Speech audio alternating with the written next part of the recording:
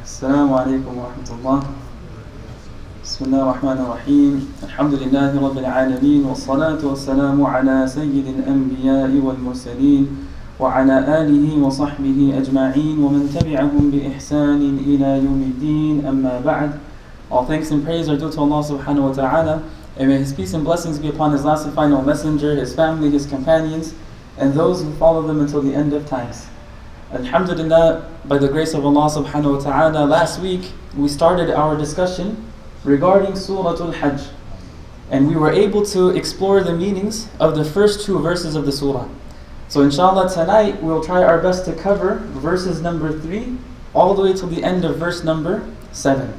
Now just as a quick reminder, Allah subhanahu wa ta'ala starts the surah with an extremely powerful statement, an extremely emotive statement. Something that's supposed to shake our hearts. Something that literally is supposed to create a sense of fear, a sense of shock, a sense of sorrow and concern in the listener's or the reciter's heart. So Allah subhanahu wa ta'ala started by saying, Ya ayyuhan nasu attaqu rabbakum inna zalzalata as-sa'ati shay'un 'azim. That, O mankind, fear your Lord, for indeed the earthquake of the hour is a terrible thing. The earthquake of the hour is an extremely severe thing. So Allah subhanahu wa ta'ala, He started the surah by reminding every single human being, every single member of humanity to fear Him. And to think about this concept of the last day. To think about resurrection and life after death. And to be conscious of Him. And then Allah subhanahu wa ta'ala in the second verse, He described to us some scenes from the day of judgment. Or some scenes from the day of that severe earthquake that help us understand its severity and how scared and frightened every single human being will be.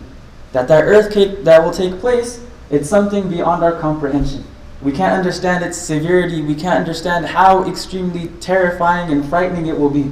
So He describes us these three scenes to help us understand how scared people will be on that day. And as I mentioned last week, these verses, they were so severe that when the companions heard them, every single one of them started crying. And they became concerned, they became extremely sad, they were shaken to their core, and they even lost some sleep over it. Now after mentioning these two verses and describing the day of judgment and describing this terrible earthquake, Allah subhanahu wa ta'ala then juxtaposes it with an individual or a group of people who refuse to believe in life after death. With those people who say that the only life is the life of this world and there's going to be no life in the hereafter. So Allah subhanahu wa ta'ala juxtaposes this concern and fear with those individuals who refuse to believe in life after death. Those people who have no concern whatsoever for the afterlife, and they foolishly believe that there is no life except for the life of this world. So Allah subhanahu wa ta'ala tells us, وَمِنَ النَّاسِ مَن يُجَادِلُ فِي اللَّهِ بِغَيْرِ عِلْمٍ وَيَتَّبِعُ كُلَّ شَيْطَانٍ مَرِيدٍ. And amongst the people is one who disputes about Allah, one who argues about Allah, بِغَيْرِ عِلْمٍ, without any knowledge whatsoever, and follows every rebellious devil. Meaning, despite these warnings, despite the warning that Allah subhanahu wa ta'ala just gave about this severe earthquake, and how frightening and scary it will be, despite all of the signs of Allah subhanahu wa ta'ala's existence, His oneness, His power, His might and glory spread throughout the universe, there are still some individuals who dispute and argue about Allah subhanahu wa ta'ala. Despite the fact that the entire world, the entire universe and every single creation in it is a sign that Allah subhanahu wa ta'ala exists, there are still some individuals who argue about the existence of Allah subhanahu wa ta'ala. They argue about His existence, His might and His power. They dispute the concept of resurrection and life after death. They think it's absurd to believe in a divine being, in a supreme creator, and that it's ridiculous that a human being will be brought back to life after having turned to dust. And this is a very common belief that we have nowadays, especially in the society that we're living in. This modern, secular, liberal society that we're living in, it encourages materialistic thought. It encourages atheist thought or agnostic thought. So there's a lot of individuals in our society who argue about Allah subhanahu wa ta'ala. They argue about His existence. They like to argue that there's no such thing as a God. That this entire universe was created by random chance. That it just so happened that every single thing was put into this perfect environment, and the world came into existence, and life came into existence, etc. And they make all of these claims and all of these thoughts بِغَيْرِ عِلْمٍ, without any proof, without any knowledge whatsoever. So all of this dispute and argument is done without any knowledge whatsoever. They have no proof, no evidence for what they're saying. They have no rational, empirical, or observational proof for their claims that God doesn't exist or that resurrection is impossible. So then the discussion comes, why in the world would they refuse to believe in Allah subhanahu wa ta'ala? What is it inside of them, or what is it that's blocking their rational mind from accepting the existence of Allah subhanahu wa ta'ala? So a lot of the scholars and the commentators of the Quran, they always mention it's their pride, it's their arrogance, it's their ignorance, it's their stubbornness, it's their desires that drive them to argue and dispute about Allah subhanahu wa ta'ala. And by doing so, وَيَتَّبِعُ كُلَّ شَيْطَانٍ مَرِيدٍ, they're simply following every rebellious devil. Meaning they're following their desires, they're following their nafs. And again, it's shocking to see how prevalent this type of thought is in today's society. So recently I was listening to a radio program about science, and they were talking about the possibility of intelligent beings existing somewhere else in the universe. So interestingly, they had a scientist on the program, and she was saying that, it's amazing how perfect the Earth's environment is for human life. That every single thing is in this precise, exact place that makes it possible for human life to exist. And this is something that's mind-blowing. Like the calculations are extremely precise and specific. And this is something, then she made this comment that just threw it all off. And this is something that was created by the laws of physics and by the laws of nature, the laws of science. So it's absurd that they recognize the complexity of the universe. They recognize that it can't be some type of random chance, that everything is so precise. So it's absurd for them to make this conclusion that everything is so precise, and this preciseness is the result of randomness. It was just random chance. So seeing that and hearing that, as believers, obviously we think it's ridiculous, but for them there's something that's blocking them. There's something that's blocking them from getting the hidayah from Allah subhanahu wa ta'ala, from getting that guidance from Allah. And they say they have some blinders on their eyes. And those blinders are again, it's their pride, their arrogance, their stubbornness, their refusal to accept the truth, or it's their ignorance. It can also be just their following of their desires. Now it's mentioned in a narration that this verse is actually talking about a specific person. It's talking about a man by the name of An-Nadr ibn al-Harith.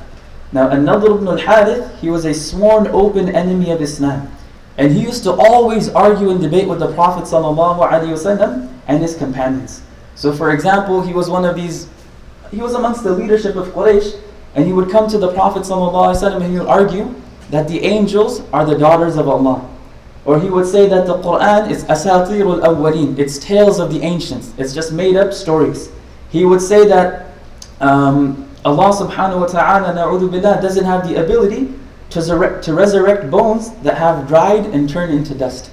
And there's actually an incident mentioned where he came to the Prophet ﷺ with some old bones, and he crumbled them and he crushed them in his hand. And he says, "O Muhammad, do you believe that your God will resurrect this back to life after it has turned to dust?" So the Prophet ﷺ responded to him saying that yes, indeed, and he will resurrect you and he will throw you into the hellfire. Alright, so the Prophet ﷺ responded to him in a similar fashion in how he was speaking to him as well. So this, again, it's a very common theme, it's a very common thought that we have in society, where people argue about Allah subhanahu wa ta'ala. مَن يُجَادِلُ فِي اللَّهِ. And what that means is they're arguing not only about His existence, but about His might and His power, His wisdom, His glory, His magnificence, and all of these other attributes of Allah subhanahu wa ta'ala. But when you look at all of their arguments, it's بِغَيْرِ عِلْمٍ. They have no proof for it. There's no rational proof, there's no empirical proof, there's no observational proof. They're not standing on a solid foundation. And that's why it's always been extremely easy to argue against atheism, to argue against agnosticism. But despite that, for some reason, it's a trend that's coming in our society, and it's part of our responsibility as believers, as people of faith, as people who understand the oneness and existence of Allah subhanahu wa ta'ala, to help combat that. Now that doesn't mean all of us become debaters and we start debating in society and start having, random conversations with people, but at least learning for ourselves, not necessarily the proofs, but having a firm belief, firm iman in ourselves, and instilling that firm belief and firm iman in our children about the existence, the oneness and power of Allah subhanahu wa ta'ala. Now in the next verse, Allah subhanahu wa ta'ala tells us the consequence of having such an attitude. كُتِبَ عَلَيْهِ أَنَّهُ مَنْ تَوَلَّاهُ فَأَنَّهُ يُضِلُّهُ وَيَهْدِيهِ إِلَىٰ عَذَابِ السَّعِيرِ. It is decreed for whoever entrusts himself to any such devil, that he will lead him astray and guide him towards the suffering of the blazing flame. Right? Sa'ir, it's one of the names of hellfire, and it's translated as the blazing flame. Now meaning whoever follows shaitan, and whoever argues about Allah subhanahu wa ta'ala without any knowledge, without any proof, then it has been decreed for that person that shaitan will lead them astray. And he will take that person straight into the fire of hell. Right? That is the absolute truth that Allah subhanahu wa ta'ala is explaining to us. That anyone who argues about Allah, anyone who argues about His existence and His might, His power, His attributes, then shaitan is misleading that person. So the actual root cause behind everything is that shaitan is misguiding this person. And he's guiding him towards adhab as-sa'ir, towards the painful punishment of the blazing fire. So the commentators say in simpler terms, following shaitan, following one's desires and following shaitan, it leads to two things. It leads to two consequences. It leads to being misguided in this world, and it leads to punishment in the next. Right, so that's one topic. Allah subhanahu wa ta'ala in the beginning of the surah, He's telling us, fear Allah, fear the last day, think about resurrection, think about life after death.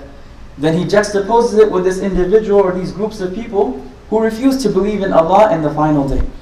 And now the sequence of verses in the Quran, they are full of deep and divine wisdom. They're all correlated. There's some type of relationship between the sequence of verses. So Allah subhanahu wa ta'ala just mentioned those who doubt the existence of Allah, His power and His ability to bring the dead back to life. Now in the next verse, He's going to draw our attention to how life was initiated in the first place. So Allah subhanahu wa ta'ala is going to draw our attention towards the origin of life. That these individuals who refuse to believe in Allah, or who refuse to believe in the concept of life after death, they should look at their own creation. Or they should look at the creation around them. And they should think and reflect over their own existence and every single thing that's in existence around them. So Allah subhanahu wa ta'ala tells us, Ya ayyuhan nasu in kuntum fi raybin min al-ba'thi, that O mankind, Ya ayyuhan nas. So again, this address, it's not just to the believers, it's not just to the non-believers, but it's encompassing all of humanity. So O mankind, in kuntum fi raybin min al-ba'th, if you are in doubt regarding resurrection, if you don't believe in resurrection, or if you're having some doubts regarding this concept, that it's something that is impossible, then Allah says, فَإِنَّا خَلَقْنَاكُم مِّن تُرَابٍ. Then we have created you from dust. ثُمَّ مِن نُطْفَةٍ. Then we created you from a nutfa, which is translated as mixed drops of male and female discharge. ثُمَّ مِن عَلَقَةٍ. Then we created you from a blood clot, or a clot. ثُمَّ مِن مُضْغَةٍ مُخَلَّقَةٍ وَغَيْرِ مُخَلَّقَةٍ. And then we created you from a little lump of flesh. Some of it was formed and some was unformed. Why? لِنُبَيِّنَ لَكُمْ. So that we can make things clear for you. Alright, we'll get to the explanation. Let me just go through the translation. لِنُبَيِّنَ لَكُمْ, يعني we created humanity from dust, then from the nutfa, then the alaqa, then the mudgha, to make things clear for humanity. وَنُقِرُّ فِي الْأَرْحَامِ مَا نَشَاءُ إِلَىٰ أَجَلٍ مُسَمَّى. And we cause whom we will to remain in the wombs for an appointed time. ثُمَّ نُخْرِجُكُمْ طِفْلًا. And then we bring you out as infants. ثُمَّ لِتَبْلُغُوا أَشُدَّكُمْ. And then we cause you to grow that you may reach your age of full strength. وَمِنْكُمْ مَنْ يُتَوَفَّى وَمِنْكُمْ مَنْ يُرَدُّ إِلَىٰ أَرْضِ الْعُمُرِ لِكَيْ لَا يَعْلَمَ مِنْ بَعْدِ عِلْمٍ شَيْئًا. And amongst you there are those who die young, and amongst you there are those who is brought back to life or to the miserable old age, so that they know nothing after having known. وَتَرَى الْأَرْضَ هَامِدَةً, and you see the earth barren. فَإِذَا أَنزَلْنَا عَلَيْهَا الْمَاءَ اهْتَزَّتْ وَرَبَتْ وَأَنْبَتَتْ مِنْ كُلِّ زَوْجٍ بَهِيجٍ. But when we send down water on it, it is stirred to life, it swells, and puts forth every lovely kind of growth. Alright, so this is a fairly long verse. And in this verse, Allah subhanahu wa ta'ala is giving us two observational proofs, two absolute realities that prove the existence, the might, the power, the glory of Allah subhanahu wa ta'ala. That if a human being reflects over these two things that Allah subhanahu wa ta'ala is mentioning, the only conclusion that they can reach is that there has to be a supreme being. There has to be a creator, there has to be Allah subhanahu wa ta'ala. So in this verse, Allah subhanahu wa ta'ala, He's specifically addressing those individuals who have doubts regarding resurrection in life after death. In kuntum fi raybin min al-ba'th. So if you doubt the possibility of resurrection and the Day of Judgment, then simply look at how you were created. Look and reflect over the origin of man. They should look around them and at themselves and reflect carefully. What exactly are they made of? Where did they come from? What were they before they came into this world? What stages of development have they gone through? So Allah subhanahu wa ta'ala mentions 7 different stages of human life. Right? In this verse, Allah subhanahu wa ta'ala is mentioning 7 distinct stages of human development. From conception all the way until old age, to show the possibility of life after death. So the first thing Allah subhanahu wa ta'ala says, فَإِنَّا خَلَقْنَاكُمْ مِن تُرَابٍ. For indeed we have created you from dust. So obviously all of us sitting here, we were not created from dust. Who was created from dust? Adam alayhi salam. So Allah subhanahu wa ta'ala is saying that the origin of mankind, the origin of humanity, Adam alayhi salam, was created from turab. He was created from dust. So Allah subhanahu wa ta'ala is telling us about the origin of humanity. That our father, the father of all of humanity, the first human being ever created, was created from turab. Similarly, all of the elements that are found in our bodies are also found in the earth. So all the elements that our body is composed of, it's also found inside of the earth. Which shows us that the human being is somehow related to turab. That we originally were created from it, eventually we're going to go back to it. And then eventually Allah subhanahu wa ta'ala will bring us back to life from it once again. Alright, then Allah subhanahu wa ta'ala details the stages of embryonic development. ثُمَّ مِن نُطْفَةٍ. Then you were created from a nutfah. So Allah subhanahu wa ta'ala is detailing how the human being is formed through the natural process of procreation. That the origin of each and every single one of us that's sitting here, every single child, was originally a nutfah. Now, usually nutfah, it's translated as a drop. Right? The word nutfah, it literally means a drop. And most translators, they translate it as a drop of semen, which in Arabic is called mani. Now some of the mufassirun, some of the commentators, they mention that the word nutfah, it's referring to both the male and female reproductive cells. So it's not simply referring to the male reproductive cell, but it's referring to both the male and the female reproductive cells. And they bring evidence for that. They bring some type of proof from the ahadith, from the narrations of the Prophet ﷺ that it's referring to both. So the male reproductive cell or gamete is the sperm, and the female reproductive cell is the egg. So this is high school biology, right? Allah subhanahu wa ta'ala in the Quran is explaining to us how the human being is formed in the womb of its mother. Now when the sperm fertilizes the egg, it forms what is known as the zygote. So a lot of the mufassirun, they say that the nutfah, it's referring to this zygote. Right? It's referring to that thing that's formed after conception, after the sperm has fertilized the egg. So the fact that the Quran is discussing this more than 1400 years ago, before the advent of modern science, in and of itself is a miracle. Right? These stages of development were not known to humanity during the time of the Prophet ﷺ. So they say this is one of the miraculous aspects of the Quran. That Allah subhanahu wa ta'ala revealed knowledge to the Prophet ﷺ that was not known to anyone else on the face of the earth at that particular time. So this in and of itself was a proof that the Quran is coming from Allah subhanahu wa ta'ala. And it was a proof that Muhammad sallallahu alaihi wasallam was truthful in his claim to prophethood. That without a doubt he was actually receiving revelation from Allah subhanahu wa ta'ala. Now after being a nutfa, and one of the ahadith mentions that we remain as a nutfa for a period of 40 days. Right? For 40 days the human being stays as a nutfa, and then after 40 days it develops into something that Allah subhanahu wa ta'ala calls ثُمَّ مِنْ عَلَقَةٍ. Right? Then this nutfa turns into a clot, or a piece of thick coagulated blood. Now the word alaqa, it's usually translated as a clot of blood or a leech-like clot. And that's literally what it means linguistically. So they say as the fertilized egg gets implanted into the wall of the uterus, it clings to it. Right? When the fertilized egg implants itself into the wall of the uterus, it hangs onto it, it clings to it. And that's why it's called alaqa. So the word alaqa in Arabic, the verb, it means to hang onto something or to hang something. So when this zygote is hanging onto the wall of the uterus, Allah subhanahu wa ta'ala is referring to it as alaqa. Alright, now we stay at the stage of the alaqa also for a period of 40 days. After 40 days it develops into what Allah subhanahu wa ta'ala calls mudgha. ثُمَّ مِن مُدْغَةٍ مُخَلَّقَةٍ وَغَيْرِ مُخَلَّقَةٍ. Then from a little lump of flesh, some formed and some unformed. So this next stage that's being described by Allah subhanahu wa ta'ala is that of the embryo itself. So the word used is mudgha, which is usually translated as a lump of flesh, or a lump of flesh that has been chewed. Because they say when you look at it, it looks like a lump of flesh that literally has been chewed. It looks like it has teeth mark on it. But they say this is referring to the embryo. So Allah subhanahu wa ta'ala then tells us there are two types of embryos that are formed. There's mukhallaqa, one that is fully developed and fully formed, wa ghayri mukhallaqa, one that is not fully developed and not fully formed.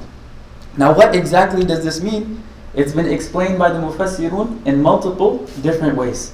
So some simply say that Allah subhanahu wa ta'ala is referring to the fact that the embryo is initially unformed. Right? It's just a lump of flesh. Then after time, slowly, the limbs start to form. The hand starts to appear, the feet start to appear, the eyes start to develop. Right? When you look at the ultrasound initially, you just see like a little lump. Then after some time, you start seeing the little hands, then you start seeing these little feet, then you see the eyes. So Allah subhanahu wa ta'ala is just saying initially it's just a lump of flesh, and slowly it becomes mukhallaqa, it becomes formed into the shape of a human being or into the shape of an infant. Now others mention that this is referring to the fact that some embryos will form completely, resulting in a normal, healthy child. Whereas others, they will not form completely, leading to complications in a pregnancy and eventually leading towards a miscarriage. So Allah subhanahu wa ta'ala is even explaining this, that's part of the wisdom, that's part of the hikmah of Allah subhanahu wa ta'ala, that some children go all the way until birth, and some embryos are miscarried, they face complications. Now regardless of what the exact meaning of this phrase is, Allah subhanahu wa ta'ala describes the stages of embryonic development that were not known to humanity at that time. Again, so this in and of itself is a proof that the Quran is from Allah subhanahu wa ta'ala, and that the Prophet sallallahu alaihi wasallam was truthful in his claim. And this is something, again, it's cited as one of the miraculous aspects of the Quran. Right? Part of i'jaz al-Quran, part of the miraculous nature of the Quran is that in it Allah subhanahu wa ta'ala told us about things that were not known to humanity at that time. Or He tells us about some future events that were going to take place, and they actually happened. So during that time, no one knew these stages of embryonic development. And the Prophet ﷺ detailed them to us through the Quran, and even in a famous hadith, a famous narration. So in that narration it's mentioned that the human being stays in these stages for a period of 40 days. So 40 days is the nutfa, 40 days as the alaqa, 40 days as the mudgha. ثُمَّ نُفِخَ فِيهِ الرُّوحِ. Then after that, life is breathed into this embryo. So they say the beginning of life of a human being is after 120 days. Right? After the time of conception, after the time that the sperm fertilizes the egg, after 120 days, that's when life is breathed into the fetus. And at that moment is when Allah subhanahu wa ta'ala commands those four things for it to be written. Right? It's life, it's rizq, it's wealth, and when it's going to die. Alright, now Allah subhanahu wa ta'ala, after detailing these stages of development, He tells us why. Why is He explaining this to us? لِنُبَيِّنَ لَكُمْ, so that we may make it clear to you. Right? Make what clear to us? Right? What exactly is this making clear to us? It's clarifying to us the power, the ability of Allah subhanahu wa ta'ala. So Allah subhanahu wa ta'ala has created us as human beings through these various stages to make us realize, to make us recognize the complete power, ability, and wisdom of Allah subhanahu wa ta'ala, so that we can reflect on this gradual process and come to the rational conclusion that life after death is definitely a possibility. Right? Whoever has the ability to bring a human being into existence from dust, and then to continue the cycle of human reproduction through this cycle mentioned in these verses, without a doubt has the power and ability to bring the dead back to life. If Allah subhanahu wa ta'ala can create humanity from dust, and then if He can reproduce humanity from this complex system of a single nutfa, right, one drop developing into a fully formed human being. And again, when you look at this and think about it, it's miraculous, right? A nutfa, it's a drop, and within that drop contains the DNA, the blueprint for an entire human being, of how tall it will be, what its eye colors will be, of its arm length and its whatever else it may be, the color of its hair, the color of its eyes. All of these things are contained in one single drop. So if Allah subhanahu wa ta'ala is able to create a human being from that, then without a doubt He's going to be able to resurrect humanity from dust when they're turned into dust. Alright, so this is a rational proof that Allah subhanahu wa ta'ala gives for His ability to bring the dead back to life. Now the verse, it moves on and explains the next stage in the development of human life. Right? He explains the next stage in the development of human life. And we cause whom we will to remain, وَنُقِرُّ فِي الْأَرْحَامِ مَا نَشَاءُ إِلَىٰ أَجَلٍ مُسَمًّى. And we cause whom we will to remain in the wombs for an appointed term. Meaning the fetus, after it's formed, it remains in the womb of its mother for the period of pregnancy that's been determined by Allah subhanahu wa ta'ala. So the usual is 9 months. But it can also happen earlier, and sometimes it can happen a little bit later, depending upon whatever Allah subhanahu wa ta'ala has decreed. Right? وَنُقِرُّ فِي الْأَرْحَامِ مَا نَشَاءُ إِلَىٰ أَجَلٍ مُسَمًّى. This embryo stays in the womb of its mother for an appointed term, whatever Allah subhanahu wa ta'ala has decreed. Now the verse then continues and mentions another cycle of life. Right? Another cycle of life that exists outside of the womb of the mother. A cycle that we can all see and observe with our own 2 eyes. Right? So the stages of embryonic development, can we see it with our own 2 eyes? With modern technology we can, I'll say, but before that you can't. It's not something that you can actually see. So now Allah subhanahu wa ta'ala details another cycle of life that we can actually see and observe with our own 2 eyes. ثُمَّ نُخْرِجُكُمْ طِفْلًا. Then we bring you out as infants.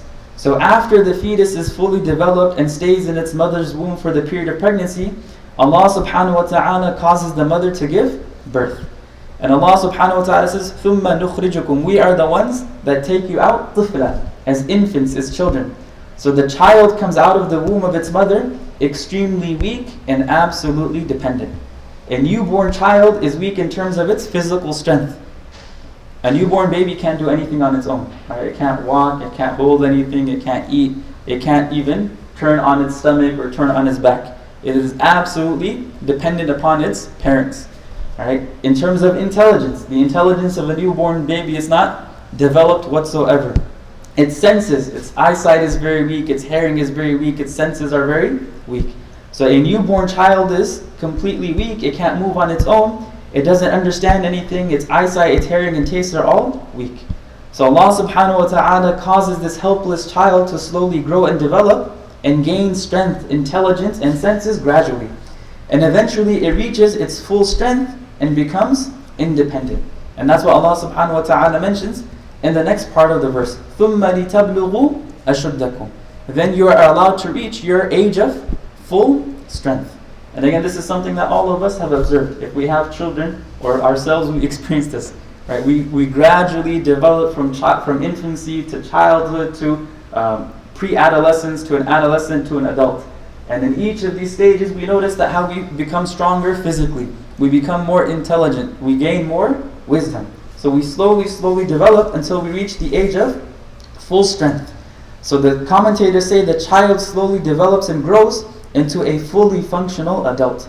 It attains its full abilities physically, mentally, and psychologically. It's reached its full strength and intelligence.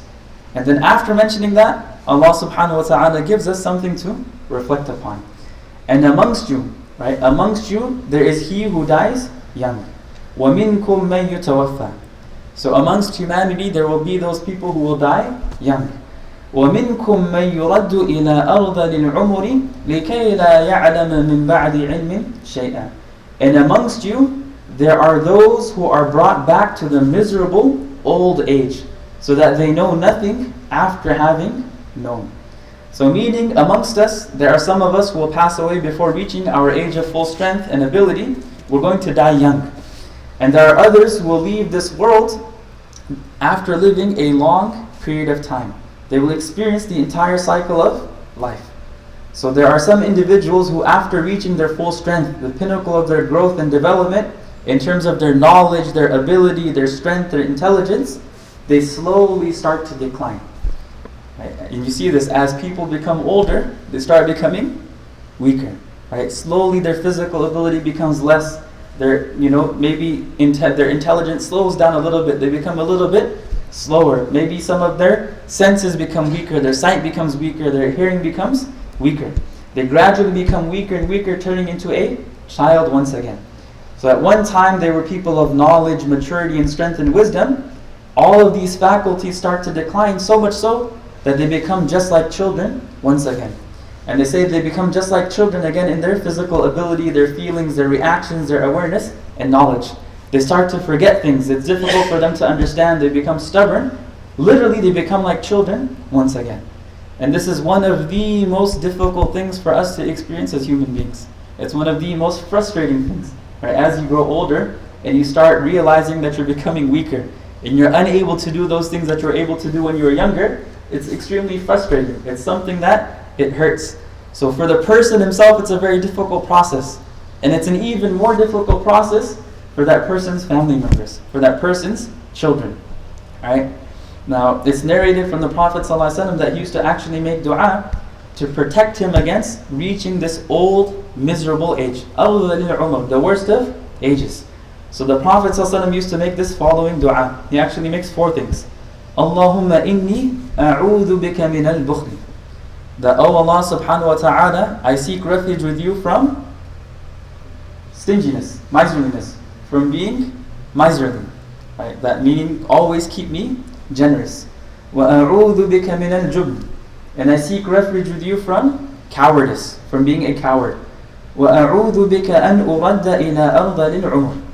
And I seek refuge from you from returning me back to the most miserable of ages. And it's saying, it's referring to this old age where a person starts losing their faculties. وَأَعُوذُ بِكَ مِنْ فِتْنَةِ الدُّنْيَا وَعَذَابِ الْقَبْرِ. And I seek refuge with you from the trials of the world and from the punishment of the grave. So although this is described as أَرْضَ لِلْعُمُرِ, it's also something that it's a great reminder for us, it's a great lesson, as well as an opportunity for us to earn paradise. So all of us sitting here, we have probably experienced this. All of us sitting here tonight, we're somewhere along this cycle of life. And we have relationships with others who are at other stages.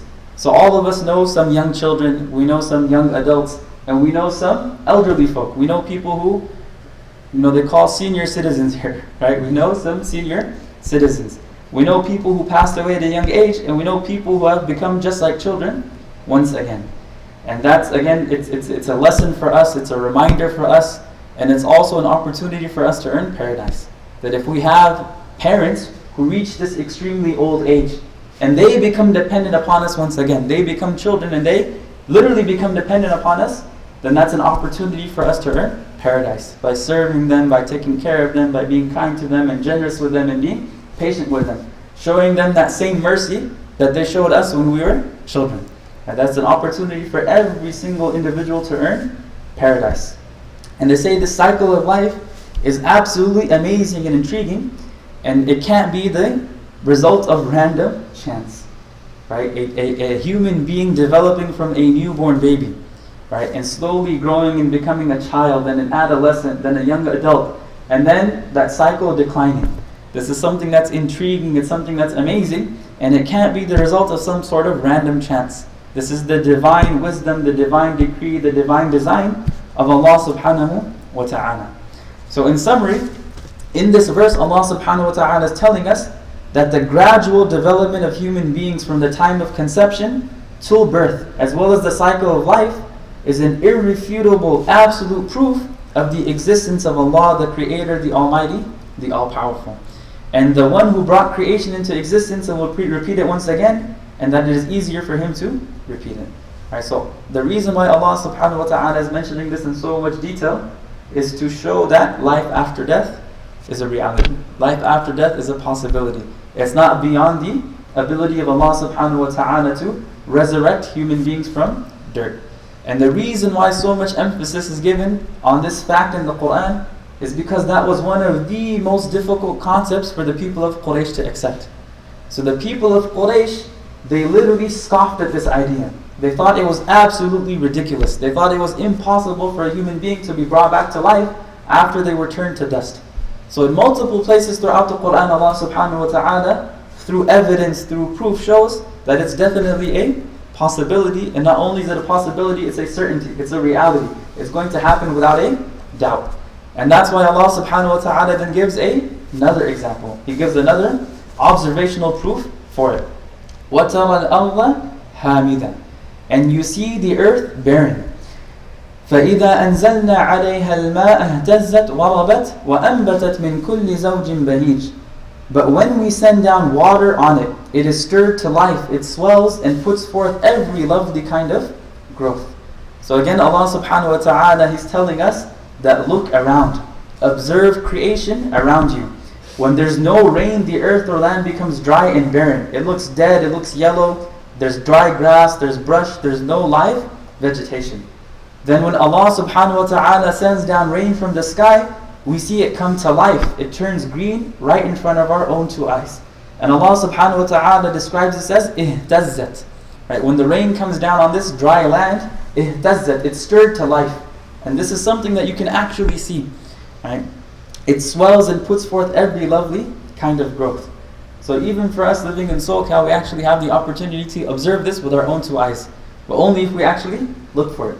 So there's certain places, on the freeway taking the 57 coming south, there's this stretch of freeway where it's just like these hills. Right? And right now in summer, when you look at these hills, they're absolutely yellow. If you look at it, it's completely dry. There's no greenery on it whatsoever. It's just dry grass. But if it rains one night, when you drive by the next morning, the entire mountain is green. Right? Just overnight, just by some water, the entire mountain comes to life. It becomes green, it becomes lush, it becomes full of life. So Allah subhanahu wa ta'ala is telling us to reflect over that. If you can see something coming back from death to life in this earth, in this world, then why is it impossible for Allah subhanahu wa ta'ala to bring the human being back to life as well? So that's an example of something dead coming back to life that we can see with our own two eyes. So Allah subhanahu wa ta'ala, again, He's drawing our attention to these things around the universe. And that's why as Muslims, it's important for us to be conscious of our surroundings. It's important for us to actually observe these things, to think, to reflect over the might, the existence, the power, the greatness, the magnificence, the glory of Allah subhanahu wa ta'ala. Now Allah subhanahu wa ta'ala then ends the passage by mentioning the ultimate and absolute truth. That all these things that have just been described to us are because Allah subhanahu wa ta'ala is the creator, He's the Lord and sustainer of every single thing in this universe. So He mentions the proof and evidence, and then what these proofs and evidences establish. So all of this that has just been described, ذَلِكَ بِأَنَّ اللَّهَ هُوَ الْحَقِّ وَأَنَّهُ يُحْيِي الْمَوْتَى وَأَنَّهُ عَلَى كُلِّ شَيْءٍ قَدِيرٌ. That is because Allah is the absolute truth, and because He gives life to the dead, and because He is over all things competent, or over all things able. So all that has been mentioned about the origin of man, his creation from dust, the different stages of embryonic development, the cycle of life, and the rebirth of plant growth are all proofs that Allah subhanahu wa ta'ala is the truth. ذَلِكَ بِأَنَّ اللَّهَ huwa al-haq. So Allah is al-haq. He is the absolute truth. He is the creator, the Lord, the sustainer, the cherisher, the almighty, the all-powerful. He alone gives life, and He alone has the power to give death, and He alone has the power and ability over every single thing. And that's the cornerstone of our belief. Right? Our understanding of whom Allah subhanahu wa ta'ala is built upon this concept that Inna Allah ala kulli shay'in qadir. Allah subhanahu wa ta'ala has the might, the power, the ability over every single thing. That He's beyond human comprehension. That our minds cannot grasp the true reality of Allah subhanahu wa ta'ala. But the Quran gives us an idea and understanding of who our Lord and who our Creator is. Right? ذَلِكَ بِأَنَّ اللَّهَ هُوَ الْحَقِّ. And لَيْسَ كَمِثْلِهِ شَيْءٍ. Nothing in this universe resembles Him. Alright, now similarly, all that has been mentioned proves that there is a day of judgment and that Allah will resurrect every single human being from their graves. وَأَنَّ السَّاعَةَ آتِيَةٌ لَا رَيْبَ فِيهَا. All of these things that were just mentioned, they prove that the sa'ah, the hour, the day of judgment, atiyah, it's coming. La rayba fiha. There's no doubt about it whatsoever. Right? And that's always supposed to be on our consciousness as Muslims. As believers, we're always cognizant, we're always aware, we're always conscious of the fact that as-sa'ah atiyah. That the hour is coming, it's on its way, it's a reality, it's a certainty. La rayba fiha. There's no doubt about it. وَأَنَّ اللَّهَ يَبْعَثُ مَنْ فِي الْقُبُورِ. And Allah subhanahu wa ta'ala will resurrect those in the graves. And that's an absolute reality as well. So, as you can see, the beginning of the surah, it focuses heavily on these concepts that are related to Iman. On these concepts, these topics that are related to faith. And the reason why we should really study these verses and understand these verses is to strengthen our own Iman. Right? One of the ways to strengthen our Iman, to strengthen our faith, is to read about it, to understand the reality of the life of this world, to understand the reality of the Day of Judgment, what's going to happen on the Day of Judgment. And more importantly, to understand the power, the ability, the might, the glory, the oneness, the existence of Allah subhanahu wa ta'ala. Because Iman is the foundation of every single thing that we do. If our Iman is strong, if our Iman is firm, then automatically everything falls into place. If a person's faith is solid, if it's rock solid, if it's on a stern foundation, then obeying the commandments of Allah subhanahu wa ta'ala becomes easy. It's not a burden, it's not seen as some type of chore.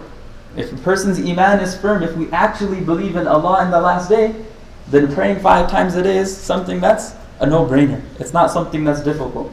If we actually have strong faith in resurrection and life after death, then being generous, it's not hard. Being kind to our parents is not difficult. Being kind to your neighbors is not difficult. Following all the rules of Islam and staying away from the prohibitions become easy. So these verses are meant to, again, to stir our hearts, to stir our Iman, to strengthen our faith. And we ask Allah subhanahu wa ta'ala, inshallah, to grant us an understanding of these verses, an understanding of the Quran, to strengthen our faith, to strengthen our Iman. And we ask Allah subhanahu wa ta'ala to allow us to recognize His power, His might, His glory. And we ask Allah subhanahu wa ta'ala to allow us to increase our love for Him and have Allah subhanahu wa ta'ala love us as well, inshaAllah. Are there any questions on these verses? You said your destiny is fixed on 120th day. 120 day. Yeah. Your destiny is fixed. Yeah. So the concepts and everything is already there. Right? Yeah. So it's decided in the fact that Allah subhanahu wa ta'ala has determined it and said it. He has the pre-knowledge of it. But still in the life, the way you live your life, you're the one who's choosing those results and those consequences. It's just that Allah knows beforehand what you're going to choose. So it's set and determined in that sense. Something is in your control, but you can change. You have the free will, right? You have this concept of free will. You have ikhtiyar, you have the choice to do things. And that's why we're held accountable, because of that choice that we have. But Allah subhanahu wa ta'ala's knowledge is infinite, so He knows what choice we're going to make beforehand. No. Any other questions? increase which is hanging and nothing is definite about it. There you can make effort. Some of that is you can increase the life you spend with your provision to your parents. Al-Qadr al-Mu'allaq, so that's another concept, but it also falls under Qadr. That's also decided as well. So it's a long discussion. That itself needs another series. Right, the concept of Qada and Qadr, it's a very complex concept. And it's something that takes time to discuss and it takes time to build upon. So perhaps we can do a session on that one day, inshallah. Inshallah. Alright, so may Allah subhanahu wa ta'ala accept this from us, place on our scale of good deeds on the day of judgment. Subhanahu wa bihamdihi, subhanakallah wa bihamdik. Nashhadu an la ilaha illa anta nastaghfiruka wa natubu ilayk. So we'll continue with the surah next week, inshallah.